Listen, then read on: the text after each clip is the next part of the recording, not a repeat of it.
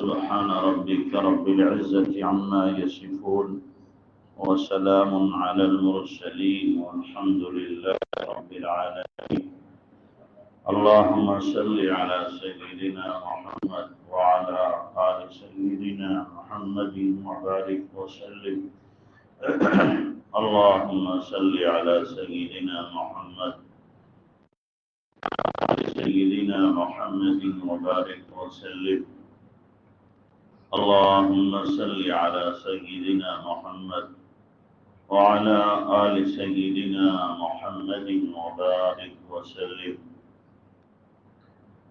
میرے محترم بھائیو بزرگوں،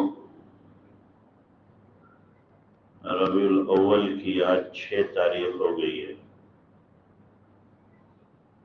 یہ وہ مبارک مہینہ ہے جس مہینے میں ہم سب کے آقا مولا جناب محمد الرسول اللہ صلی اللہ علیہ وسلم اس دنیا میں جلوہ فروز ہوئے، تشریف لائے۔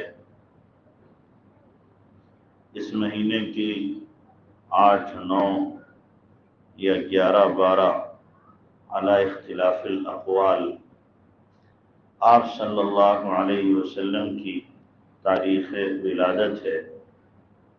آپ صلی اللہ علیہ وسلم جس وقت دنیا میں تشریف لائے، چاروں طرف گھٹا ٹوپ اندھیرا تھا، ضلالتیں تھیں، گمراہیاں تھیں، رسومات تھے، کفر و شرک کا ڈیرا تھا، ظلم و زیادتی عروج پر تھی، کمزوروں کو طاقتور کھائے جاتے تھے، یتیموں کا کوئی پرسان حال نہیں تھا، بے بگی ایک بہت بڑا گویا جرم تھا، چاروں طرف ظلم ہی ظلم، زیادتی ہی زیادتی، اور ہر ایک منتظر تھا کسی مربی کا، مصلح کا، منصف کا، حقیقی علمبردار کا،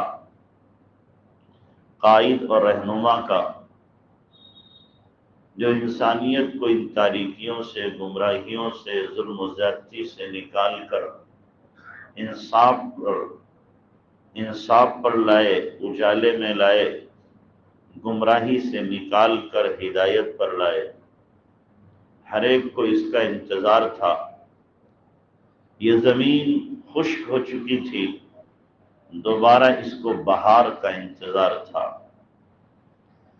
وہ بہار جناب محمد الرسول اللہ صلی اللہ علیہ وسلم کی شکل میں آنے والی تھی، اور بہار اسی وقت اچھی لگتی ہے جب پہلے خوب خزاں کا موسم گزر چکا ہو، پتجھڑ ہو، چاروں طرف سوکھا ہی سوکھا ہو، کہیں ہریالی دکھائی نہ دے، درخت بھی ٹنڈ منڈ دکھائی دیتے ہوں۔ اب جب بارش ہوتی ہے اور زمین ہریالی کی چادر پہنتی ہے تو بڑا خوشنما منظر نظر آتا ہے۔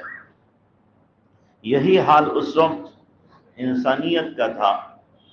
ایسے وقت میں اللہ کے نبی صلی اللہ علیہ وسلم کا دنیا میں تشریف لانا، جس وقت کے چاروں طرف قحط سالی، خشک سالی، چاروں طرف گمراہی، اور ہر ایک منتظر تھا کوئی ہمیں مربی ملے، مصلح ملے، ہمنوا ملے، ہمدرد ملے، غمخوار ملے، غمگسار ملے۔ ایسے وقت میں اللہ تبارک و تعالیٰ نے ہم سب کے آقا مولا جناب محمد الرسول اللہ صلی اللہ علیہ وسلم کو دنیا میں مبعوث فرمایا ہے۔ یہودیوں کو بھی انتظار تھا کہ ہمارا مسیح آنے والا ہے، عیسائیوں کو بھی انتظار تھا ہمارا نجات دہندہ آنے والا ہے۔ ادھر مشرکین مکہ بھی منتظر تھے کہ ہمیں ہر قسم کے ظلم سے بچانے والا آنے والا ہے۔ ہر ایک کو انتظار تھا۔ آپ علیہ السلام جب آئے تو ساری دنیا سراپا انتظار بنی ہوئی تھی۔ آپ تشریف لائے تو بہار آئی، اسی لیے آپ علیہ السلام شعبان میں پیدا ہو سکتے تھے، رمضان میں بھی پیدا ہو سکتے تھے، رجب میں، ذی الحجہ، ذوالقعدہ، محرم میں بھی پیدا ہو سکتے تھے۔ نہیں، اللہ نے پیدا کیا کس مہینے میں؟ ربیع الاول۔ ربی کے معنی بہار کے آتے ہیں، اول کے معنی پہلے کے آتے ہیں۔ ربیع الاول پہلی بہار، یعنی دنیا نے اب تک خزاں ہی خزاں دیکھی ہے، اب پہلی بہار دنیا پہ آنے والی ہے۔ پہلی بہار سے دنیا اب اپنی آنکھوں کو سیراب کرے گی۔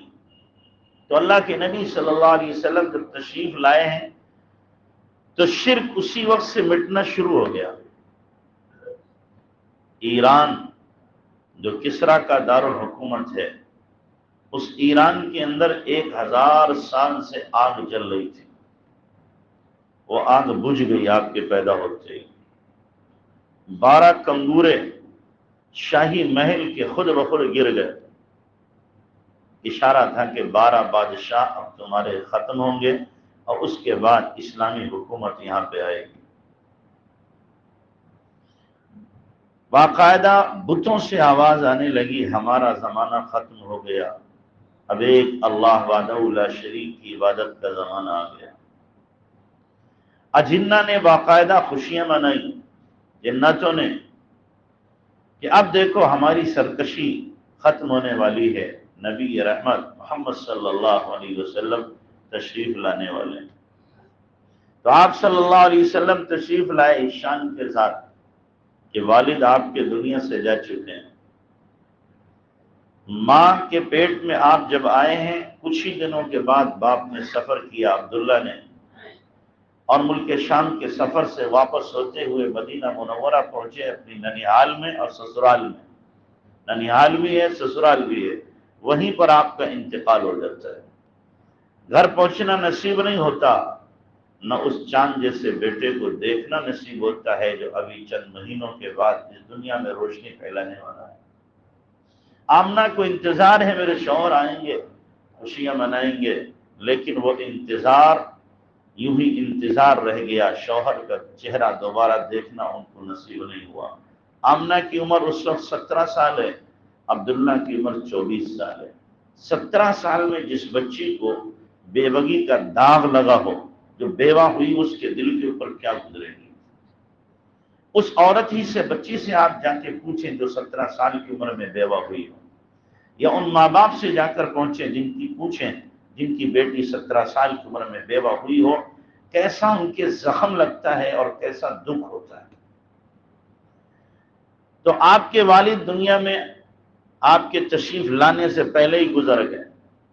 آپ صلی اللہ علیہ وسلم ماں کے پیٹ آمنہ میں ہیں، آمنہ کے پیٹ میں ہیں، لیکن آمنہ کہتی ہیں بچوں جیسا بوجھ مجھے محسوس نہیں ہوتا، عورتیں کہتی تکلیف ہوتی، مجھے کوئی تکلیف نہیں ہوتی، کیوں؟ اس لیے کہ اللہ کے نبی تکلیف دینے کے لیے نہیں آئے، آپ تو رحمت بن کے آئے۔ ماں کو کیسے تکلیف ہو سکتی ہے؟ کوئی بوجھ محسوس نہیں ہوتا، ابکائیاں آتی ہیں عورتوں کو، متلی آتی ہے، پریشان ہوتی ہیں۔ آمنہ کہتے ہیں مجھے کوئی کسی طرح کی پریشانی نہیں تھی، بلکہ میرے اندر سے عجیب و غریب قسم کی خوشبوئیں آتی تھی جو میں نے اس سے پہلے کبھی نہیں سنی، اور آپ کی ولادت کے بعد بھی میں نے کبھی نہیں سنی، ایسی خوشبوئیں آتی تھی۔ آمنہ خود کہتی ہیں میں کنویں پہ جاتی تھی، پانی نیچے کا اوپر آ جاتا تھا، زمزم کے کنویں سے بھر لیتی تھی۔ دوسری عورتیں کہتی رک جاؤ آمنہ، رک جاؤ، تم کھڑی رہو گی تو پانی اوپر رہے گا، تم چلی جاؤ گی پانی نیچے چلا جائے گا، ہمیں پریشانی ہوگی۔ کہ آپ کی والدہ پانی بھرنے جا رہی ہیں تو پریشانی نہ ہو، پانی فوراً استقبال میں گویا آپ کے اوپر آ جاتا ہے۔ اماں جی پانی بھر لیتی ہیں۔ پتھر، آمنہ خود کہتی ہیں میں جدھر سے گزرتی تھی کبھی آواز آتی تھی السلام علیکم یا رسول اللہ، میں سمجھ میں نہیں آتا آواز کدھر سے آ رہی ہے۔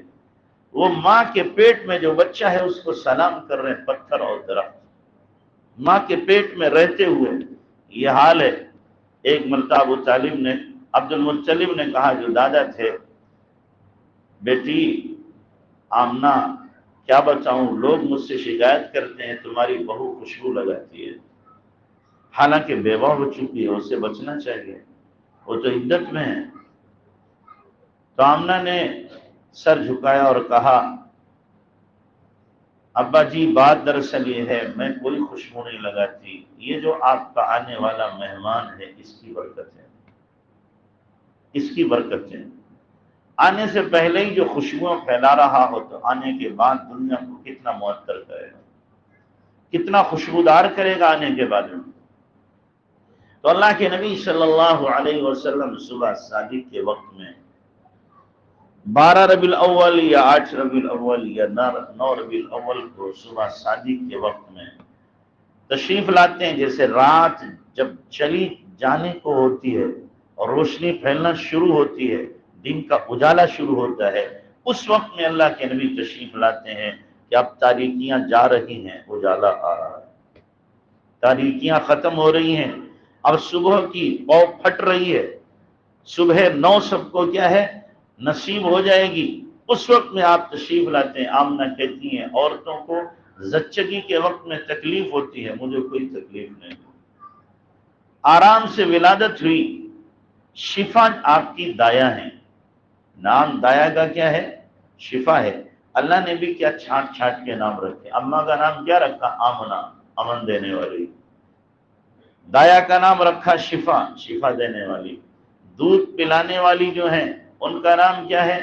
سعدیہ، حلیمہ سعدیہ، حلیمہ حلم والی، بردباری برداشت کرنے والی، سعدیہ خوش نصیب۔ سعدیہ کیا ہے؟ خوش نصیب۔ خوش نصیب ہی خوش نصیب کو گود میں لے سکتی ہے۔ تو اللہ نے چھانٹ کے نام رکھے۔ آپ پیدا ہوئے تو شان کے ساتھ پیدا ہوئے کہ بعض روایات میں آتا ہے سجدے کی حالت، سجدے کی حالت میں انگلی اوپر کو اٹھی۔ بچہ اس عمر میں انگلی تو نہیں اٹھاتا، انگلی کو اوپر اوپر کو اٹھ رہی ہے کہ ایک کو ماننے والا اور منوانے والا آ گیا ہے۔ پیدا ہوئے تو آپ پہلے سے ایک روایت میں ختنہ آپ کا تھا، ایک روایت میں 7ویں دن عبد المطلب نے ختنہ کیا ہے، کرایا ہے، عقیقہ کیا ہے، اور نال کٹی ہوئی اللہ کے نبی صلی اللہ علیہ وسلم کی۔ ماں کے نال کے ساتھ بچے کی نال پیوست ہوتی ہے، ملی ہوتی ہے، آپ کی کٹی ہوئی تھی۔ کٹی ہوئی نال آپ علیہ السلام مقدور السرہ کے الفاظ آتے ہیں۔ اس حال میں اللہ کے نبی صلی اللہ علیہ وسلم تشریف لا رہے ہیں۔ آپ صلی اللہ علیہ وسلم جب پیدا ہو گئے، غلاظت کسی قسم کی آپ کے جسم پر گندگی نہیں تھی، صاف ستھرے کیا ہوئے؟ پیدا ہوئے۔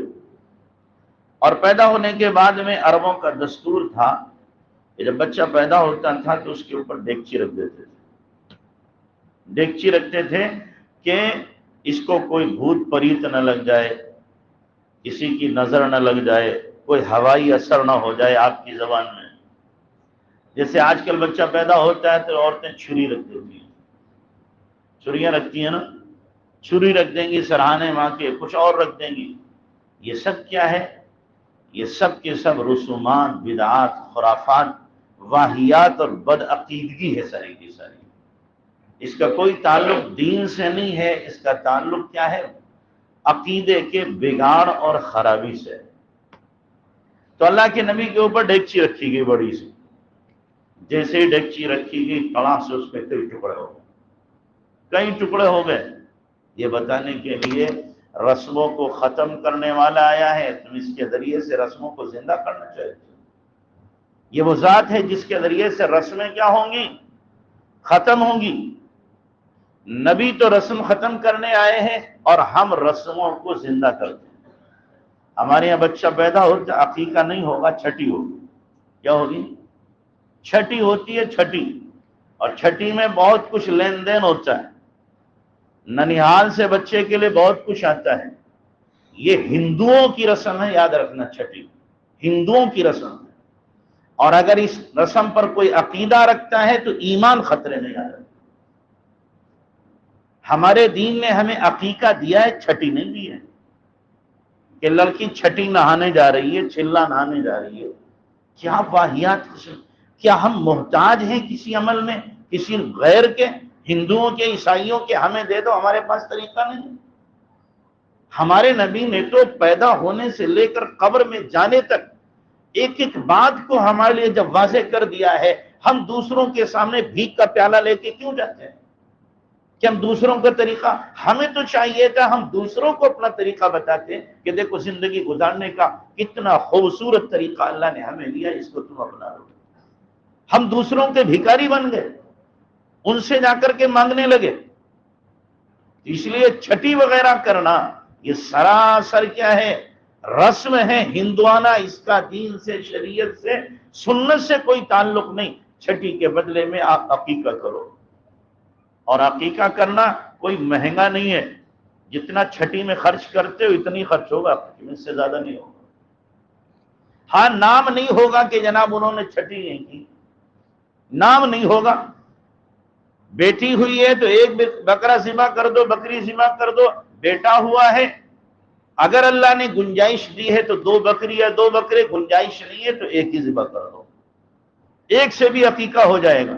اور ذبح کرنے کے بعد یہ نہیں ہے آپ پورے خاندان کو، دوست احباب کو، رشتہ داروں کو، ملنے والوں کو، سب کو بلاؤ، 400 600 800 کی دعوت کرو، عید اللہ ہو، اور پھر بچے کے لیے جوڑے اور گھوڑے آئیں کہ جناب یہ خالہ کی طرف سے، پھوپھی کی طرف سے، یہ تائی کی طرف سے، یہ چچی کی طرف سے، یہ دادی کی طرف سے، یہ نانی کی طرف سے، اور یہ جناب کیا ہے پڑوسن کی طرف سے، یہ دوست کی طرف سے، چٹا لگ گیا اس کے پاس گائے کا کپڑوں میں۔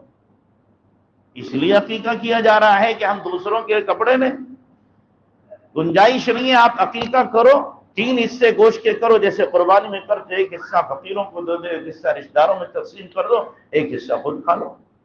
پکانا ضروری نہیں ہے، کچا ہی گوشت تقسیم کر دو، ہو گیا عقیقہ۔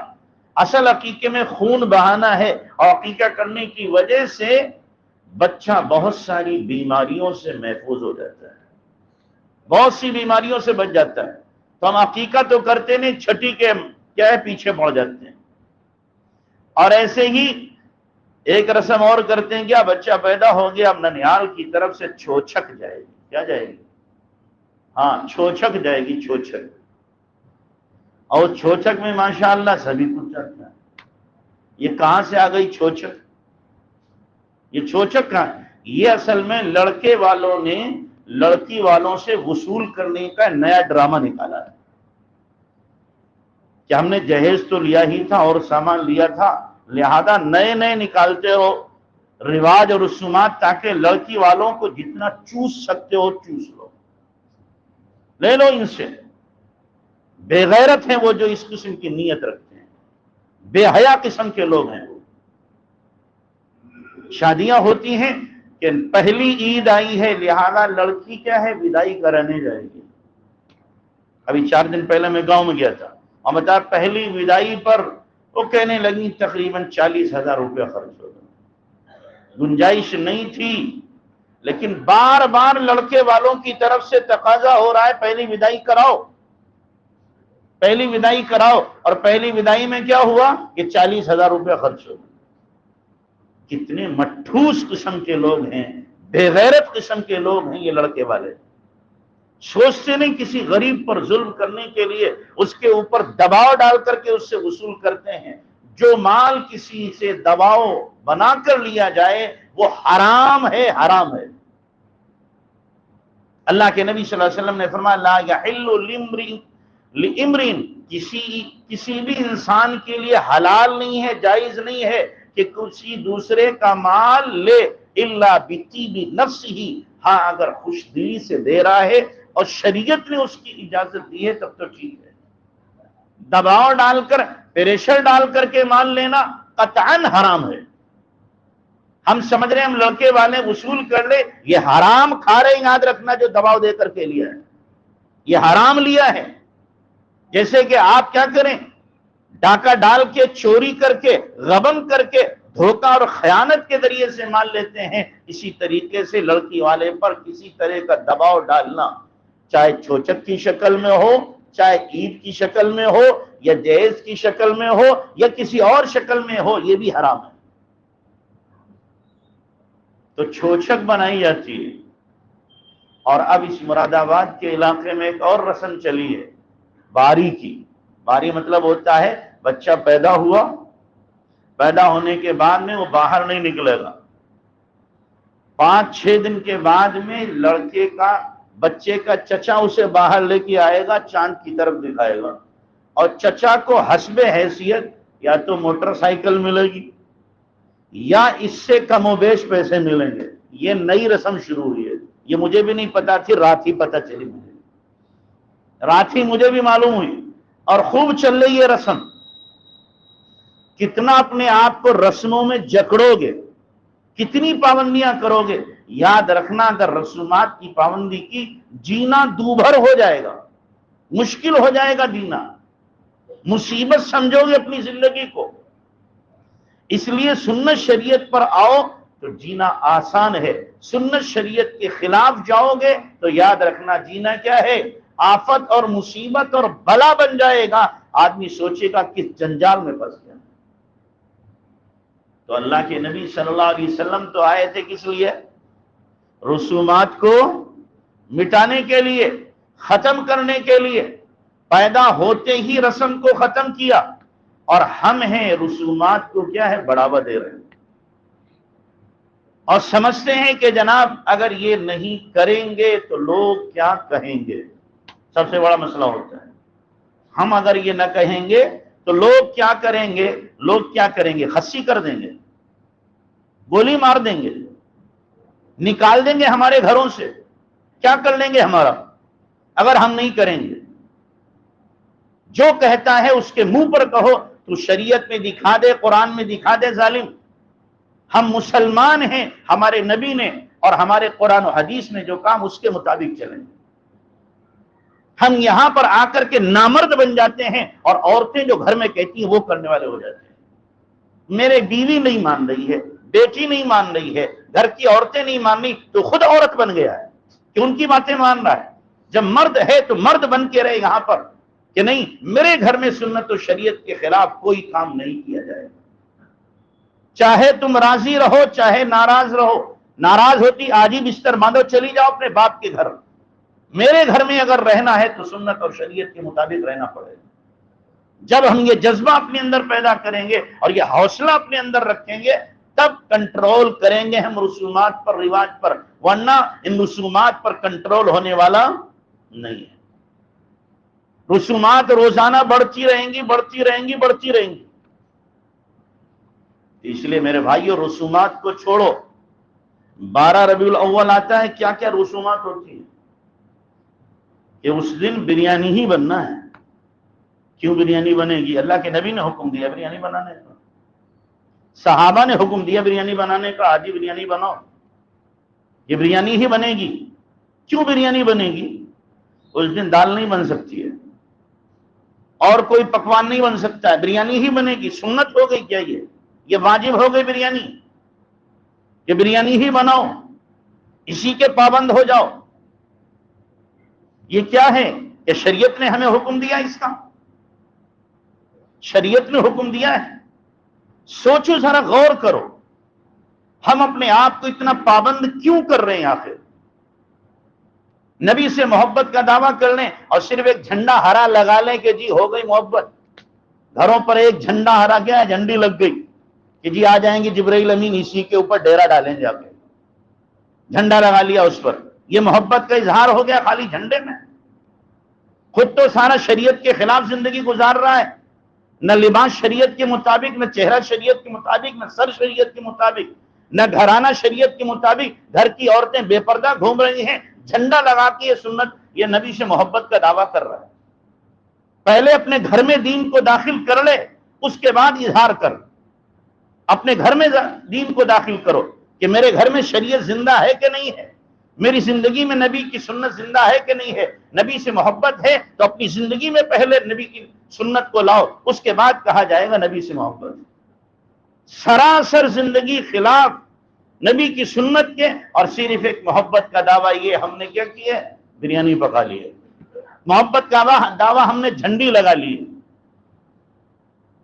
پورے سال بغاوت کرتے رہو، نافرمانی کرتے رہو، خدا فراموشی کرتے رہو، خالی ایک دن 12 ربیع الاول آ کر کے نعرے چند لگا لیے اور جھنڈے لگا لیے اور ہو گئے ہم سب سے بڑے عاشق نبی کے، سب سے زیادہ محبت کرنے والے ہم ہی ہو گئے۔ اب باقی جو نہیں کر رہے ہیں وہ نبی سے محبت کرنے والے نہیں۔ خدا کے بندو کچھ تو سوچو، کچھ تو غور کرو، کیا کر رہے ہو؟ یہ اللہ کی رضا والے کام ہیں، ناراضگی والے کام ہیں؟ نبی کی خوشنودی والے کام ہیں یا نبی کی ناراضگی والے کام ہیں؟ ہم نے ان کو دین سمجھ رکھا ہے، جن کا دین سے کوئی تعلق نہ ہو۔ تو اس لیے یہ دین نہیں ہے، یہ کیا ہے؟ نفس پرستی ہے، نفس پرستی۔ من چاہی زندگی ہے، اس کو دین نہیں کہا جا سکتا کہ ہم دین کے ماننے والے ہیں۔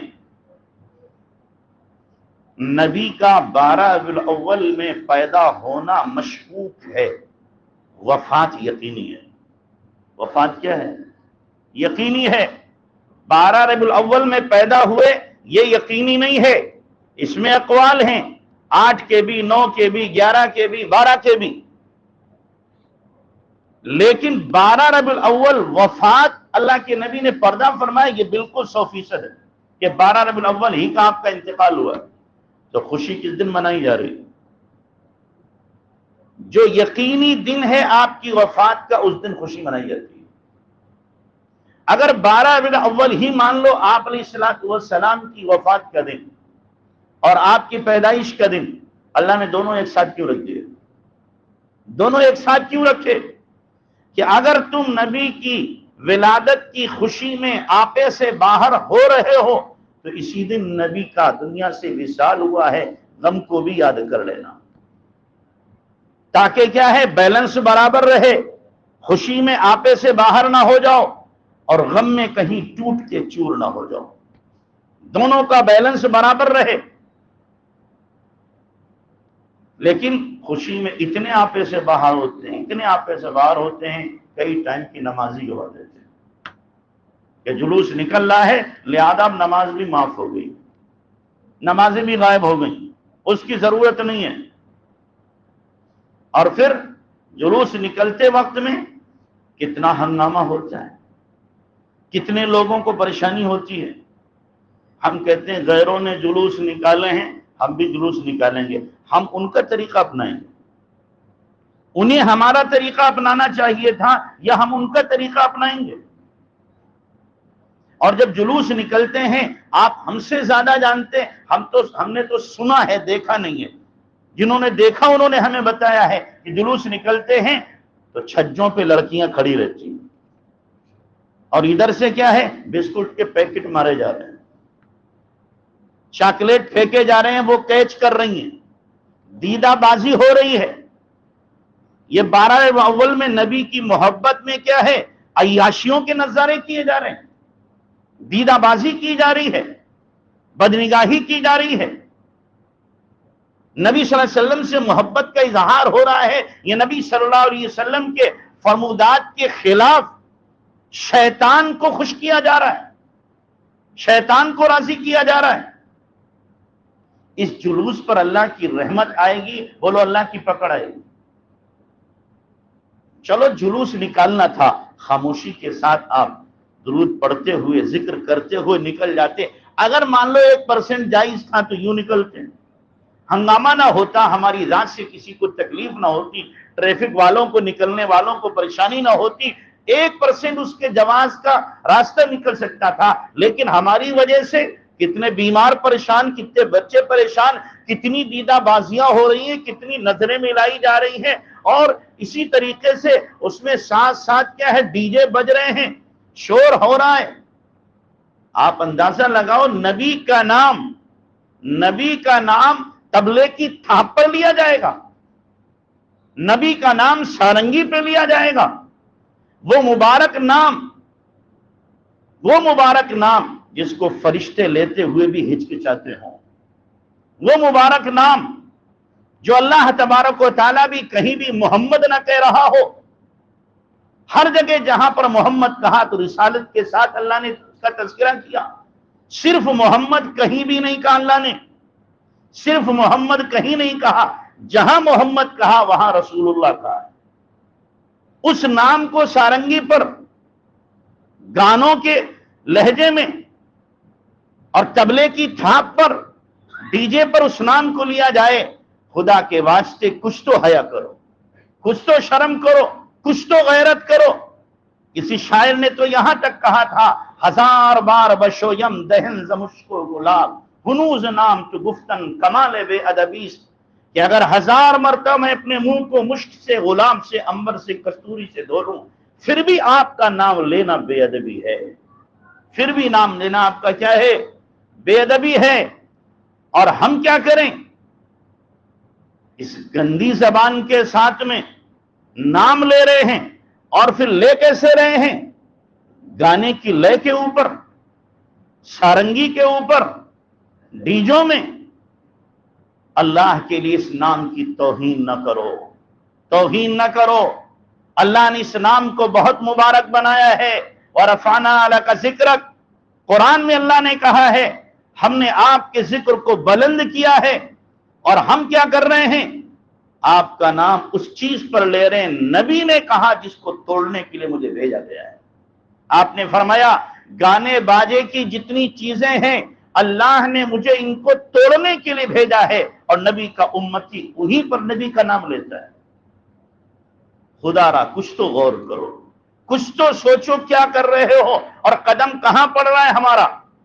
اللہ ہمیں عقل سلیم عطا فرمائے، اور اپنے نبی سے سچی عقیدت، محبت اور عظمت عطا فرمائے۔